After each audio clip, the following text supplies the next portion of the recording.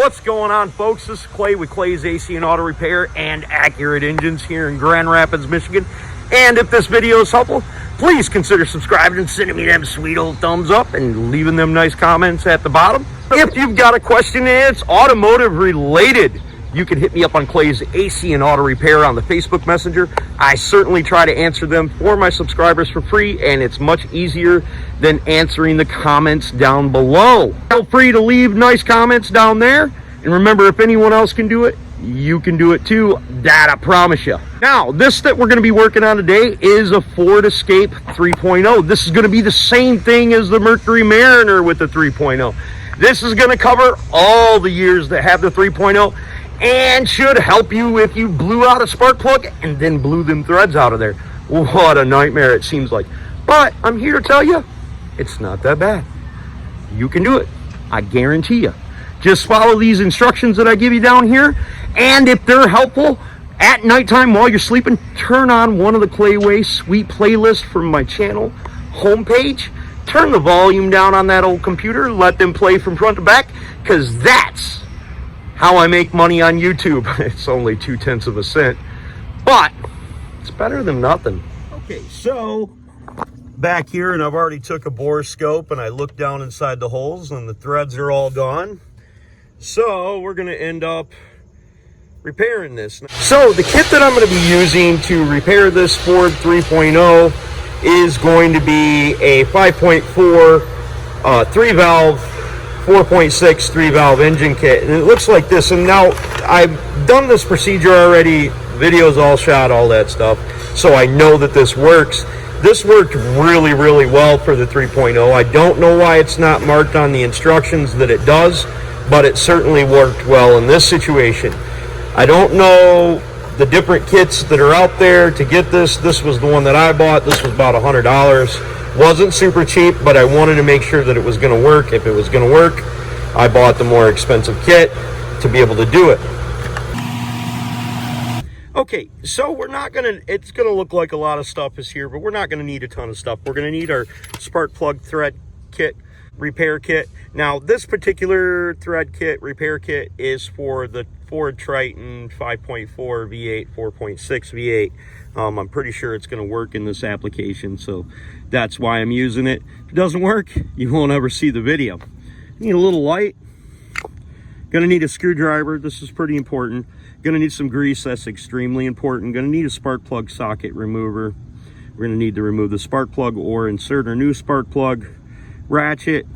Now these things right here, this is a fluid evacuator.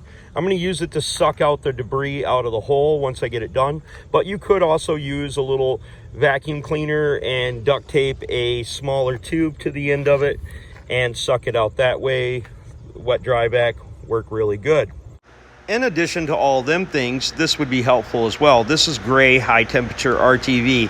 The blue RTV may work, you know, in different colors, but they recommend the gray because it's high temperature, so I'm going to use that. It doesn't really specifically matter what brand you use. Now, before we get going, we need to make sure that our valves are in the right position and they're closed. We're going to do that by making sure that our piston is down, which generally will indicate that the valves are closed, so our tool doesn't run into it. We definitely don't want the piston up here like this. We want the piston down inside the barrel. If you're unsure about what I'm telling you, you can take a bore scope. They have many of them that attach right to your phone, so you can look down there and make sure that cylinder is all the way down. But I'm going to show you how to do it with the screwdriver. Okay, so we need to remove the spark plug and coil, and like in this situation, it bit it pretty good. So we need to do that. And if your intake has to come off, you have to remove your intake. I got pretty good video on removing that, so I'll show you how to remove that in another video. And we're going to need a screwdriver. Now, as you can tell, looking at this screwdriver, I'll give you something to measure it against. It's about that long. What I need to do is I need to remove the spark plug, and then I need to stick the screwdriver in there. Now, when you're going to feel it hit where the spark plug goes. Now, we need to go down much further than that. We need to make sure our piston's down, which in this situation, my piston is down. My screwdriver is actually hitting up against the hole right there, and it's dropped all the way down. If it was not dropped down, and you'll know the difference or at least you should know the difference. If you can't figure out the difference of when the piston's up and down by doing a couple simple tests, you probably should let a professional do this for you. But what you can do is you can hop in the car, and even with the intake off, your spark plug coils disconnected, and your fuel pump relay unplugged. If you're worried about them types of things, I'm not going to worry about that for hitting this car over, because I'm just going to go like this with my key. Bink, bink, and I'm going to step out. I'm going to stick my screwdriver in there and make sure my piston's not up. Now, meaning you just get in the car, hit it, blink, check it. Okay, it's not down in the middle. Blink again. What this does is it closes the valves inside the engine, as I explained earlier. Then you make sure your screwdriver can drop down in there real well, and that means your valve should be closed. The other alternative, which I don't like and I'm not going to do, is remove the valve cover, and you can make sure it's off the lobes. That gets a little bit complicated for folks, and I don't quite understand that. So this is the simplest way of doing it, and you don't have anything to worry about. It's not going to start up on you, especially if you just unplugged all the coils. It definitely ain't going to start up on you. Or with the intake off of there, it shouldn't run anyways, but it could possibly run because it'll still suck in air and be putting in fuel if your fuel injectors are plugged in, etc., etc. So be mindful of that. But we're going to get going and fix this spark plug hole. Okay, so this is what your screwdriver is going to do when the piston is up. I can't insert that very far in there. That's as far as I can go. But when I go to a piston that's down, I can insert it quite a bit, and it'll go really far inside there. You can see the difference between this piston being up towards the top. You can't get much screwdriver in there at all. But when this piston's down at the bottom, you can get almost the whole length of the screwdriver in there. Well, I tried to use the bore scope to show you guys this, but apparently they get rustled around quite a bit, so we're gonna try. Okay, my bore scope was broken, so I'm giving you guys a pretty nice shot, and you should be able to see threads there, but you can't. So that's why we're doing this. Grabbing the tap tool portion of our kit, we're gonna put this grease on every single groove on here, so it'll catch the metal shavings as we cut into the new spark plug threads. Now, taking out the extender tool out of our kit, we're going to have that all greased up, and we're going to start cutting our new threads. Now we can quite simply drop that down inside the cylinder head, and because of our knurl being the same size hole, it lines up really, really well. Now, the good thing about this particular tool is it fits in the barrel of the spark plug hole very straight, so then it'll square up our hole so we don't have to worry about it going oblong. Now, grabbing our 3/8 ratchet and probably a 3 or 6 inch extension, we can put it on the inserter tool. Now, I turned this about 10 times and it didn't feel like it's doing anything, but then after a couple turns it started biting in there, and could pretty much do it one-handed. Look at the depth of your socket as it goes down. We're just cutting new threads.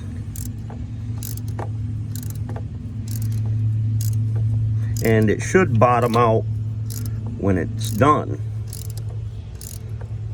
Now, you could crank this puppy down, but when it gets real solid, it's probably time to come back out.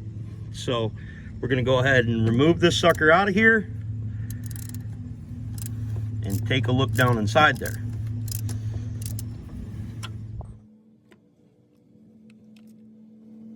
The metal shavings, that's why we use the grease.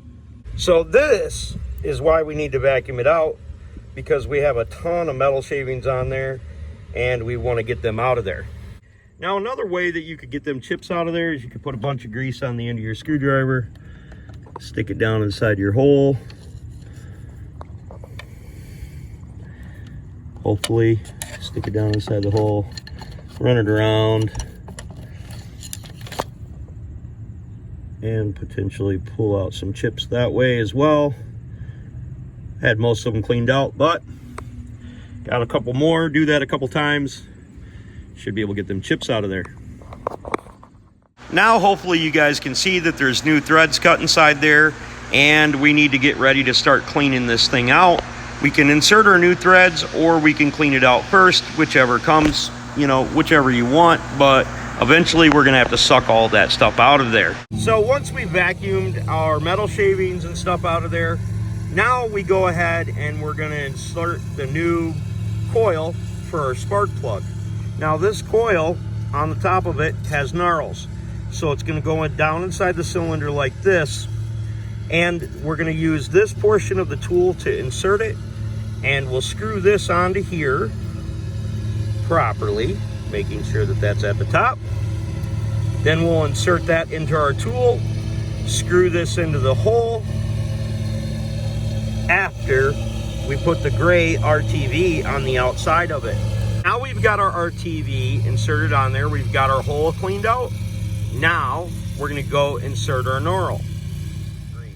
Now here's my thoughts on, not only, if you can tell, I haven't started threading that in yet, but my thoughts on the actual engine and what could happen. Right now, to fix this the exact right, 100% sure we're not gonna have any problems way, is gonna require removing the cylinder head. My thought about that is this is an old vehicle. It's probably not worth the cost of removing a cylinder head. So we're trying to avoid doing that. What do you have before you started? Something that's no good and won't work. What is the possibility of having something that's no good and possibly won't work when you're done with this procedure? Probably a lot less. So thinking about the metal shavings dropping down in there or worrying about that too much is probably futile, because you've already got something that's junk now. So pay attention to where I have the level of my socket. I'm gonna screw it down in there and I'll show you the level of the socket once it's all the way inserted, and then you'll know. I know it doesn't look a lot different, but we could definitely tell that we were tight with the ratchet because it becomes very, very hard to turn. I just snugged it up. Probably like 15 foot-pounds would be what I would think, maybe even 25. Now I'm gonna try to remove the center portion of the knurl without that adhering to my actual new threads that I put down inside there. So we'll see how that turns out. Now it should have turned for half a second, pretty tough, but then loosened up really quickly. Like, you can tell that the two halves are separate. So more than likely, we should be able to just pull this right up off of here. I'm gonna unscrew it most of the way by hand, if at all possible.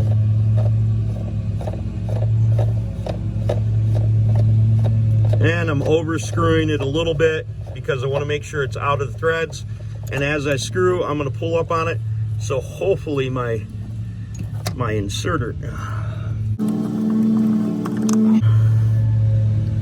the inserter came out with it, so that's great, and we don't have the threads on there, so that's even more awesome. Now for the last step. Now the last tool inside the box is this little thing.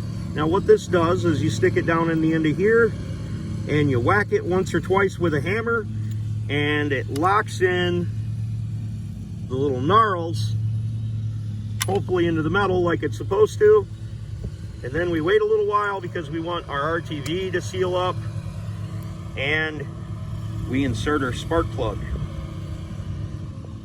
Okay, so now we're gonna drop our socket down inside there, like so. And we're gonna give her a little tap, and I'm gonna try to do this, but I'm just gonna give it a sharp tap, not super hard, but not super soft either, and drive that sucker down in there. But I need two hands because I want to hold on to this right here. But I think just about right now, if you left it the way it was, it'd probably be just fine. This is a part of the kit and the way it's supposed to be done, so I'm gonna do it. When I was tapping this, it did feel like it was going down just a hair. You could barely feel it move, but it did feel like it moved, or did something anyways. And eureka. So we've got our new threads installed in there, and we need to do a little bit more cleaning up inside there now, but she's looking good. Now I'm going to go get a new spark plug boot for this, and a new coil and a new spark plug, and put that in there and see how she goes once we get the intake all back together. Okay, so if you have any concerns or doubts that one of your coils in the rear is not good after your spark plug blew out because the threads flew out of there, we can always remove one of the coils that are up in front that are very easy to change and put it in the back there. Okay, so we've gotten everything tightened down. We got everything put back together, and we double check our work before we go in, keeping our fingers crossed that nothing happened, which I'm quite certain it didn't, because these are just aluminum shavings that would be dropping down on the cylinders, and hopefully, if any of them got left in there, it's all good. So my suspicion is that this is going to smoke a little bit when it starts up, and it's going to run a little bit rough for a couple moments, but all right, sounds good. Sounds good, sounds real good. Put our hand on the engine, and it doesn't feel like it's misfiring. I don't hear the spark plug blowing out of there. Now the test is to take it out, drive it, get some pressure up in there, and it blows out the spark plug, you got big problems. I doubt that's going to be the case in this situation or in your situation, because if anyone else can do it, I know if I can do it, y'all can do it too. So let's take it out for a drive, see how she goes. So we got that old Ford Escape fixed up really good, and it runs smooth as heck. Took it for a drive. No spark plug blowing out of them holes. Remember, if anyone else can do it, you can do it too. That I promise you. If you've got a question for me and it's automotive related, I can't help you with your baby mama drama, but you can hit me up on Clay's AC and Auto Repair on the Facebook Messenger, and I'll certainly try to help you out. Remember, at nighttime, when you're going to sleep, turn your computer on and open up that Clayway playlist. Put one of my sweet long playlists on and let that sucker play from front to back. God bless you folks. I hope I helped you save some money. You were able to get the job done.